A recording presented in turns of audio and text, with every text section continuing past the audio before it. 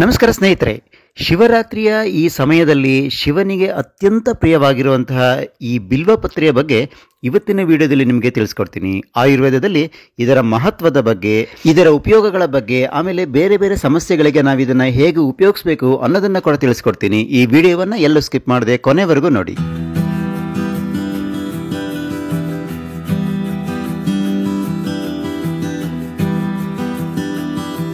ಸ್ನೇಹಿತರೆ, ಹಿಂದೂ ಧರ್ಮದಲ್ಲಿ ಬಿಲ್ವ ಮರವನ್ನು ಪವಿತ್ರ ಮರ ಅಂತ ಪರಿಗಣಿಸಲಾಗಿದೆ. ಶಿವನಿಗೆ ಪ್ರೀತಿ ಪಾತ್ರವಾದ ಮರ ಅಂತ ಪುರಾಣಗಳು ಹೇಳ್ತವೆ. ಮಹಾಶಿವರಾತ್ರಿಯ ದಿವಸ ಬಿಲ್ವಪತ್ರೆಯಿಂದ ಶಿವನನ್ನ ಪೂಜಿಸಿದರೆ ಶಿವನು ಒಲಿತಾನೆ ಅನ್ನೋ ನಂಬಿಕೆ ಇದೆ. ಸಾಮಾನ್ಯವಾಗಿ ದೇವಸ್ಥಾನಗಳ ಪಕ್ಕ, ಉದ್ಯಾನವನಗಳಲ್ಲಿ ಈ ಬಿಲ್ವ ಮರವನ್ನ ಬೆಳೆಸಲಾಗುತ್ತೆ. ಇದನ್ನ ಸಂಸ್ಕೃತದಲ್ಲಿ ಬಿಲ್ವ ಅಂತ ಕರೀತಾರೆ, ಇಂಗ್ಲಿಷ್ನಲ್ಲಿ ಬೇಲ್ ಲೀಫ್ ಅಥವಾ ಬಿಲ್ವಾ ಲೀವ್ಸ್ ಅಂತ ಕರೀತಾರೆ. ಇದರ ವಿಶಿಷ್ಟ ಗುಣಲಕ್ಷಣಗಳು ಅಂತಂದ್ರೆ, ಇದು ಪರ್ಣಪಾತಿ ಮರ. ಕೊಂಬೆಗಳಲ್ಲಿ ಮುಳ್ಳುಗಳಿವೆ, ತೊಗಟೆ ಬೂದು ಬಣ್ಣದ್ದಾಗಿರುತ್ತೆ, ಬೆಂಡು ಬೆಂಡಾಗಿರುತ್ತೆ. ಎಲೆಗಳು ತ್ರಿಪರ್ಣಿ ಅಥವಾ ಟ್ರೈಫೋಲಿಯೇಟ್ ಅಂದರೆ 3 ಎಲೆಗಳು ಒಂದೇ ಕಡೆ ಸೇರ್ಕೊಂಡಿರ್ತವೆ.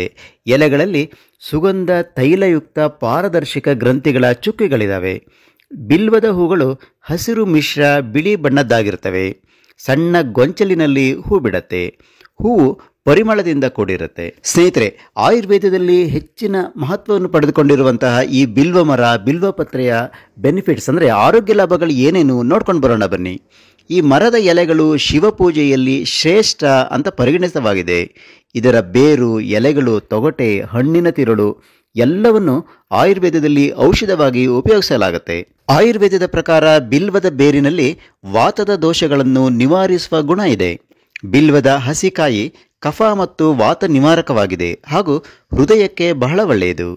ಇದು ಹಸಿವು ಮತ್ತು ಜೀರ್ಣಶಕ್ತಿಯನ್ನು ಹೆಚ್ಚಿಸುತ್ತೆ.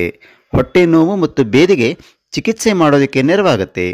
ಪಕ್ವವಾದ ಬಿಲ್ವದ ಹಣ್ಣು ವಾತ ಪಿತ್ತವನ್ನು ಹೆಚ್ಚಿಸುತ್ತೆ, ಕಫವನ್ನು ಕಡಿಮೆ ಮಾಡುತ್ತೆ. ಅಜೀರ್ಣ ಮತ್ತು ಹೊಟ್ಟೆ ನೋವಿಗೆ ಮದ್ದಾಗಿ ಬಳಕೆಯಾಗುತ್ತೆ. ಹಣ್ಣಿನ ತಿರುಳಿನಿಂದ ತೆಗೆದಂತಹ ತೈಲ ವಾತ ನಿವಾರಕವಾಗಿದೆ. ಚರ್ಮದ ಸಮಸ್ಯೆಗಳು, ದೇಹದಲ್ಲಿ ಚರ್ಮದ ದುರ್ಗಂಧವನ್ನು ನಿವಾರಿಸೋದಕ್ಕೆ ತಾಜಾ ಬಿಲ್ವಪತ್ರೆ ರಸವನ್ನು ಪ್ರತಿದಿನ ಮೈಗೆ ಚೆನ್ನಾಗಿ ಲೇಪಿಸಿಕೊಂಡು ಅರ್ಧ ಗಂಟೆ ನಂತರ ಸ್ನಾನ ಮಾಡಬೇಕು. ದೇಹದ ಮೇಲೆ ಕುರುಗಳು ಇದ್ದಾಗ ಬಿಲ್ವ ವೃಕ್ಷದ ಬೇರನ್ನು ನಿಂಬೆ ರಸದಲ್ಲಿ ತೇಯ್ದು ಲೇಪಿಸ್ತಾ ಬರಬೇಕು. ತಲೆನೋವಿನ ಸಮಸ್ಯೆ ಇದ್ದಾಗ ಬಿಲ್ವ ಮರದ ಒಣಬೇರನ್ನು ಅರೆದು ಹಣೆಗೆ ಲೇಪಿಸಬೇಕು. ತಲೆಗೂದಲಿನ ಸಮಸ್ಯೆಗಳಿದ್ದಾಗ ಬಿಲ್ವಪತ್ರೆ ಕಾಯಿಯನ್ನು ಬೇಯಿಸಿ ನಂತರ ಅದರ ತಿರುಳನ್ನು ತೆಗೆದು ನುಣ್ಣಗೆ ಅರೆದು ತಲೆಗೆ ಲೇಪಿಸಿಕೊಂಡು ಅರ್ಧ ಗಂಟೆ ನಂತರ ಅದನ್ನು ತೊಳಿಬೇಕು. ಇದನ್ನು ದಿನಕ್ಕೊಮ್ಮೆಯಂತೆ 15 ದಿನಗಳ ಕಾಲ ಮಾಡೋದ್ರಿಂದ ತಲೆ ಹೊಟ್ಟಿನ ಸಮಸ್ಯೆ ನಿವಾರಣೆಯಾಗುತ್ತೆ. ಅಕಾಲ ನರೆಕೂದಲು ಸಮಸ್ಯೆ ಕೂಡ ನಿವಾರಣೆಯಾಗುತ್ತೆ. ಈಗ ಕಣ್ಣಿನ ಸಮಸ್ಯೆಗಳು. ಕಣ್ಣಿನಲ್ಲಿ ಉರಿ, ತುರಿಕೆ ಇದ್ದಾಗ ಬಿಲ್ವಪತ್ರೆಯನ್ನು ನುಣ್ಣಗೆ ಅರೆದು ಕಣ್ಣಿನ ಮೇಲೆ ಲೇಪಿಸಿಕೊಳ್ಬೇಕು. 1 ಹಿಡಿ ಬಿಲ್ವದ ಎಳೆಯ ಎಲೆಗಳನ್ನು ಸಂಗ್ರಹಿಸಿ ಮಣ್ಣಿನ ಕುಡಿಕೆಯಲ್ಲಿ ಹಾಕಿ ಹುರಿಬೇಕು. ಅದು ಸ್ವಲ್ಪ ಬಿಸಿ ಇರುವಾಗಲೇ ಒಂದು ಬಟ್ಟೆಯಲ್ಲಿ ಕಟ್ಟಿ ಕಣ್ಣಿನ ಮೇಲೆ ಇಟ್ಕೊಳ್ಬೇಕು. ಹಾಗೂ ಸ್ವಲ್ಪ ನೀರಿನಲ್ಲಿ ಬಿಲ್ವದ ಹೂಗಳನ್ನು ನೆನೆಸಿಟ್ಟು ನಂತರ ಶೋಧಿಸಿ ಆ ನೀರಿನಿಂದ ಕಣ್ಣನ್ನು ತೊಳಿತಾ ಬಂದರೆ ಕಣ್ಣಿನ ಆರೋಗ್ಯ ಚೆನ್ನಾಗಿರುತ್ತೆ. ಇನ್ನು ಬಾಯಿಯ ಸಮಸ್ಯೆಗಳು. ಬಾಯಿಯಲ್ಲಿ ಹುಣ್ಣಾಗಿದ್ದಾಗ ಬಿಲ್ವಪತ್ರೆ ಹಣ್ಣಿನ ತಿರುಳಿಗೆ ಸ್ವಲ್ಪ ಬೆಲ್ಲ ಸೇರಿಸಿ ದಿನದಲ್ಲಿ 1 ಬಾರಿ ಸೇವಿಸಬೇಕು. ಅಜೀರ್ಣ ಸಮಸ್ಯೆಯಿಂದ ಅಥವಾ ಹೊಟ್ಟೆ ಹುಣ್ಣಿನ ಸಮಸ್ಯೆಯಿಂದ ವಾಂತಿ ಆಗ್ತಾ ಇದ್ರೆ 2 ಚಮಚ ಬಿಲ್ವಪತ್ರೆ ರಸಕ್ಕೆ 1 ಚಮಚ ಜೇನುತುಪ್ಪವನ್ನು ಸೇರಿಸಿ ದಿನಕ್ಕೆ 2 ರಿಂದ 3 ಬಾರಿ ನೆಕ್ಕಬೇಕು. ಬಿಲ್ವ ಹಣ್ಣಿನ ಸಿಪ್ಪೆಯನ್ನು ಅರೆದು ಜೇನುತುಪ್ಪದಲ್ಲಿ ಸೇರಿಸಿ ಸೇವಿಸ್ತಾ ಬಂದರೆ ವಾಕರಿಕೆ ನಿಲ್ಲತ್ತೆ. ಮೂಗಿನ ಸಮಸ್ಯೆಗಳು. ನೆಗಡಿ ಇದ್ದಾಗ ಬಿಲ್ವಪತ್ರೆ ಎಲೆಯ ರಸವನ್ನು ಸ್ವಲ್ಪ ನೀರಿಗೆ ಬೆರೆಸಿ ಈ ನೀರಿನ ಹನಿಯನ್ನು ಮೂಗಿಗೆ ಹಾಕಬೇಕು. ನೆಗಡಿ, ಕೆಮ್ಮು, ದಮ್ಮು, ಶ್ವಾಸಕೋಶದ ಸಮಸ್ಯೆಗಳು, ಕ್ಷಯರೋಗದಿಂದ ಬಳಲ್ತಾ ಇರೋರು 40 ದಿನಗಳವರೆಗೆ ಊಟದ ನಂತರ ಬಿಲ್ವದ ಹಣ್ಣಿಗೆ ಸ್ವಲ್ಪ ಸಕ್ಕರೆ ಮತ್ತು ಜೇನುತುಪ್ಪವನ್ನು ಸೇರಿಸಿ ತಿನ್ನಬೇಕು.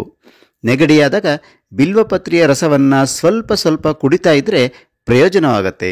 ಅಸ್ತಮಾ ಸಮಸ್ಯೆಯಿಂದ ಬಳಲ್ತಾ ಇರೋರು ಪ್ರತಿದಿನ ಮುಂಜಾನೆ ಎದ್ದ ಕೂಡಲೇ 1 ಬಿಲ್ವದ ಎಲೆಯನ್ನು 2 ರಿಂದ 3 ಕಾಳು ಮೆಣಸಿನ ಜೊತೆಗೆ ಬಾಯಿಗೆ ಹಾಕ್ಕೊಂಡು ಚೆನ್ನಾಗಿ ಅಗೆದು ತಿನ್ನಬೇಕು. ಇದನ್ನು 30 ರಿಂದ 40 ದಿನಗಳ ಕಾಲ ಮಾಡಬೇಕು. ಇನ್ನು ಹೊಟ್ಟೆಯ ಸಮಸ್ಯೆಗಳು. ಬೇದಿ ಮುಂತಾದ ಹೊಟ್ಟೆ ಸಂಬಂಧಿ ಸಮಸ್ಯೆಗಳಿದ್ದಾಗ ಪ್ರತಿದಿನ ಬೆಳಗ್ಗೆ ಮತ್ತು ಸಂಜೆ ಸ್ವಲ್ಪ ಬಿಲ್ವದ ಹಣ್ಣನ್ನು ದಾಲ್ಚಿನ್ನಿ ಪುಡಿಯೊಂದಿಗೆ ಕಲಸಿ ಸೇವಿಸಬೇಕು. ಬಿಲ್ವದ ತಿರುಳು ಮತ್ತು ಎಳ್ಳನ್ನು ಸಮ ಪ್ರಮಾಣದಲ್ಲಿ ತೆಗೆದುಕೊಂಡು ಅರೆದು ಸ್ವಲ್ಪ ಬೆಣ್ಣೆ ಮತ್ತು ತುಪ್ಪದಲ್ಲಿ ಸೇರಿಸಿ ಸೇವಿಸ್ತಾ ಇದ್ದರೆ ಭೇದಿ ಮತ್ತು ಮಲ ಸಂಬಂಧಿ ಸಮಸ್ಯೆಗಳು ನಿವಾರಣೆಯಾಗ್ತವೆ.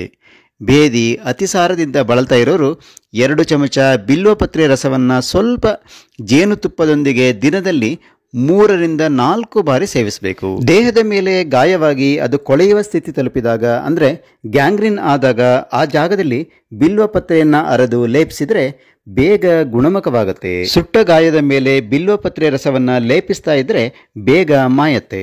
ಕಾಲು ಅಥವಾ ದೇಹದ ಬೇರಾವುದೇ ಭಾಗದಲ್ಲಿ ಬಾವು ಇದ್ದಾಗ ಬಿಲ್ವಪತ್ರೆ ರಸವನ್ನು ಕಾಳು ಮೆಣಸು ಪುಡಿ ಸೇರಿಸಿ ಕುಡಿತಾ ಬಂದರೆ ಬಾವು ಕಡಿಮೆ ಆಗುತ್ತೆ.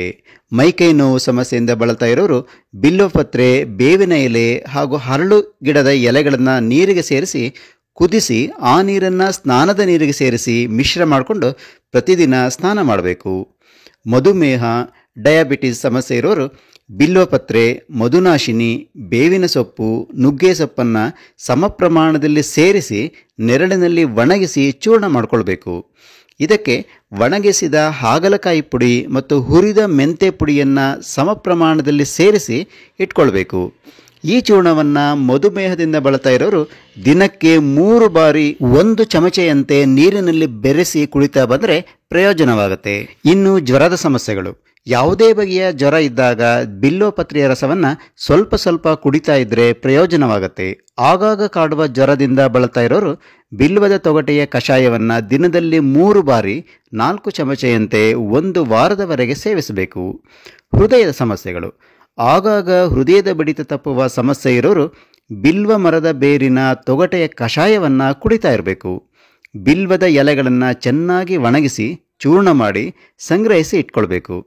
ಅಧಿಕ ರಕ್ತದ ಒತ್ತಡ ಇರೋರು ಅರ್ಧದಿಂದ 1 ಚಮಚೆ ಈ ಚೂರ್ಣವನ್ನು 1 ಬಟ್ಟಲು ನೀರಿಗೆ ಸೇರಿಸಿ ಕುದಿಸಿ ತಣಿಸಿ ದಿನದಲ್ಲಿ 2ರಿಂದ 3 ಬಾರಿ ಕುಡಿತಾ ಇದ್ದರೆ ಪ್ರಯೋಜನವನ್ನು ಕಾಣಬಹುದು.